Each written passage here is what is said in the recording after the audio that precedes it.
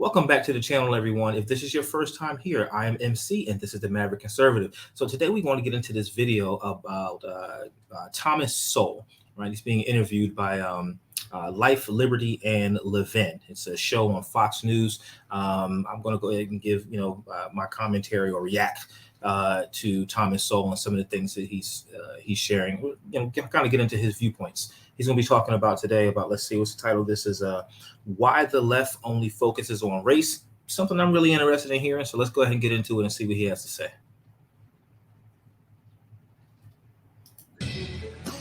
Welcome back, America. We're here with Dr. Thomas Sowell.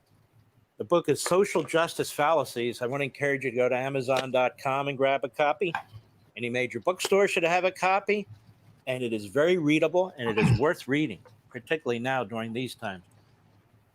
Dr. Sowell, when we talk about equality, immediately race pops into mind. It's always about race, racial discrimination, about the founding of the nation, white dominant society, so forth and so on. And you make the case, and you've made this case throughout your life, but it's very poignant in your book, which is, wait a minute. Of course, this has some impact, but it's not the only thing that has an impact. But why? First of all, what other things have an impact? It's probably an infinite list of things. And secondly, why do they only focus on race on the left? I guess it's because that's proven to be a politically popular thing to do. But in point of fact, one of the things that's mentioned in the book is a study that was done by the New York Times, of all people, some years ago, where they tried to show the 10 poorest counties in the United States. And they mentioned which ones they were and so on. It turns out that 6 of those 10 counties had a population that was from 90% to 100% white. Now, in the New York Times, they didn't. I've heard that stat before, actually, that most of the poor people in America, just by percentage anyway, there are more poor or economically challenged white individuals or white families than there are black families. So that's something I've heard before. So it's interesting to hear him share that same stat. Didn't mention the race of the people, but once they told me the counties, I looked it up. And in fact, I followed the average income in those 6 counties over a span of 50 years. And in all those 50 years, all 6 of those counties had a median income lower than the median income of Black Americans. Now, and so the people in those counties faced zero racism because they were white and indistinguishable from all other whites. They didn't have a legacy of slavery, and yet there they were. You have to ask then, clearly there must be other things that cause poverty. We can't just assume that because people of a given race have more poverty than some other people, that race must be the reason. But this has become the automatic kind of thing. And I think most people would be quite surprised. One of the things that happens is that behavior matters. And you see that in so many different ways.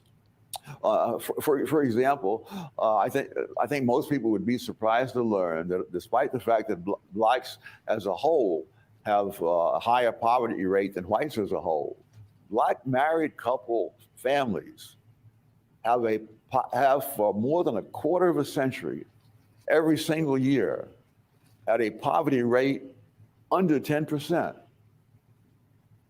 And in most of those years, the national poverty rate. What it seems like he's saying is that, okay, even though there are more white people who are poorer by volume than there are black people or families that are poor, the percentage of the percentage of black people, there are more am I saying it right? I'm getting tongue tied right here. There are more black people by percentage that are poor than there are out of the white demographic that is actually poor or underprivileged or impoverished. I'm not going to say underprivileged. Excuse me, it's the wrong choice of words. Impoverished, so to speak. Right, in poverty. It's really interesting, and especially this marriage stat that he just put out. So I don't know. You guys let me know what you think in the comments. If is what he's saying is true or not, or if you have any places of where he may have gotten some of this data at. And unless he's saying he did this research himself, which I do think he is saying that. But if you know of any other sources that might be sharing the same sentiments, go ahead and drop them in the comment section. I really like to check them out for myself. Rate was not as low as 10%. So it's not a quite. And you say, well, this is due to institutional racism. In that case, does that mean that the racists make an exception for blacks who are married? I mean, do racists either know or care whether blacks are married? None of these glib explanations stands up to the slightest empirical study. And let's talk about this when it comes to minorities generally. You have an Asian population in this country that achieves a lot as a group, intellectually, education-wise, and they are discriminated against by these Ivy League colleges, by Harvard. We just had a Supreme Court decision and so forth, the way Jews were 100 years earlier, by Harvard, Yale, Princeton, and so forth. So the people who push this race issue, is it that they really care about black people or Asian people or Jewish people, or is it that it's just another wedge issue to try and destroy this culture and destroy this society? There are some people who are both. Some really believe it, and I feel sorry for them. But there are some who really don't care. If it gets them elected, that's what matters. And this is one of the tragedies of trying to politicize race. There are so many fallacies that it's hard to even know which one to take up. But for example, the great narrative is that blacks rose from poverty, got into professional occupations as a result of the 1960s social welfare programs, and that this has been a big benefit. One of the problems with this way of looking at things is that everything depends on when you pick as the start of this trend. If you go back to 1940, that is 20 years before these wonderful things are supposed to have happened in the 1960s, and you discover that the degree to which blacks were in poverty declined from 87% in 1940 to 47% in 1960. So the question would have to be then, what changed, right? There has to be some event that took place between the 1940s and the 1960s that changed, that made it so that where black people are in so much poverty, more poverty now than they were, in the 40s. Right. So that's interesting. Let's see what he has to say. So it went down by 40 points in those 20 years. Now you look at the 20 years following 1960, they went down 18 points. And so the trend did not begin in the 1960s. The trend was there before then. And the trend did not even accelerate after 1960. Many people think that it would all began with the Civil Rights Act of 1964. Well, that was a fine act to get rid of the segregation laws in the South.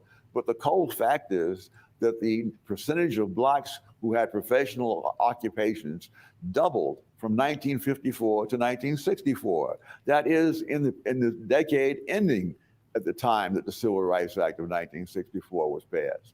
If you look at the things that are negative, like, for example, black children being raised in single-parent households. In 1940, just under 17% of black kids were raised in one-parent families.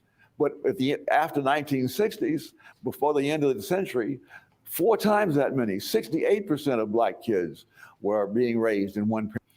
I was having a discussion. I'm going to let this play. I just want to get this point out to you. I was having a discussion with my cousin, and we were talking about how detrimental it's been to the black community to have the absence of the father inside the home. I grew up with my father and mother. It wasn't my biological mother, but I still grew up in a 2-parent household with my stepmother and my biological father. And my cousin grew up, with his father.